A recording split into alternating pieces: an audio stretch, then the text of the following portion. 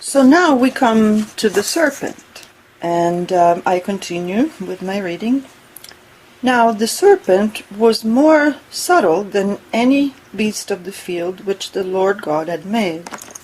And he said unto the woman, Yea, hath God said, Ye shall not eat of every tree of the garden? And the woman said unto the serpent, We may eat of the fruit of the trees of the garden, but of the fruit of the tree which is in the midst of the garden, God hath said, Ye shall not eat of it, neither shall ye touch it, lest ye die. And the serpent said unto the woman, Ye shall surely not die, for God doth know that in the day ye eat thereof, then your eyes shall be opened, and ye shall be as gods, knowing good and evil.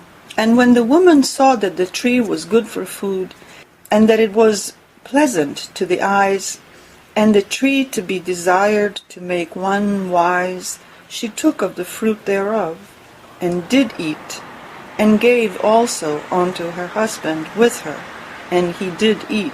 And the eyes of them both were opened, and they knew that they were naked. And they sewed fig leaves together, and made themselves aprons. And they heard the voice of the Lord God walking in the garden in the cool of the day, and Adam and his wife hid themselves from the presence of the Lord God amongst the tree of the garden. And the Lord God called unto Adam, and said unto him, Where art thou? And he said, I heard thy voice in the garden, and I was afraid, because I was naked, and I hid myself. And he said, Who told thee that thou wast naked?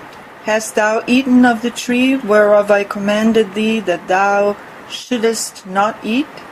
And the man said, The woman whom you gavest to me, she gave me of the tree, and I did eat. And the Lord God said unto the woman, What is this that thou hast done? And the woman said, The serpent beguiled me, and I did eat. And the Lord God said unto the serpent, Because thou hast done this, thou art cursed above all cattle, and above every beast of the field. Upon thy belly shalt thou go, and dust shalt thou eat all the days of thy life. And I will put enmity between thee and the woman, and between thy seed and her seed. It shall bruise thy head, and thou shalt bruise his heel, meaning the heel of the seed of the woman. Unto the woman he said, I will greatly multiply thy sorrow and thy conception. In sorrow thou shalt bring forth children, and thy desire shall be to thy husband, and he shall rule over thee. And unto Adam he said, Because thou hast hearkened unto the voice of thy wife, and hast eaten of the tree of which I commanded thee, saying, Thou shalt not eat of it. Cursed is the ground for thy sake. In sorrow shalt thou eat of it all the days of thy life.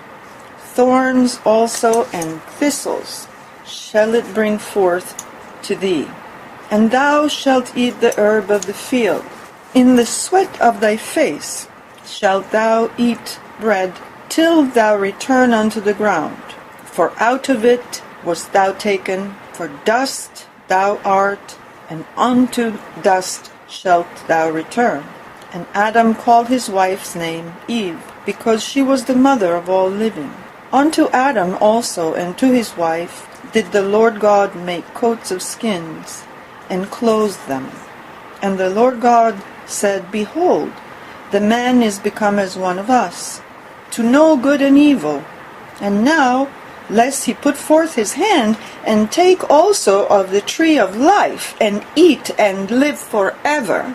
Therefore the Lord God sent him forth from the Garden of Eden, to till the ground from whence he was taken. So he drove out the man, and he placed at the east of the Garden of Eden cherubims, and a flaming sword, which turned every way to keep the way of the tree of life. Now, one thing I neglected to mention before is that, remember where the Lord God opened up the rivers to water the garden? While he's congratulating himself over his good deeds, the name of the first river is Pison. That is it which compasseth the whole land of Havilah, where there is gold. And the gold of that land is good. There is bdellium and onyx stone. And the name of the second river is Gihon. The same is it that compasseth the whole land of Ethiopia. And the name of the third river is Hiddekel. That is it which goeth towards the east of Assyria. And the fourth river is Euphrates. And the Lord God took the man and put him into the garden to dress it and to keep it. Now, interesting, isn't it?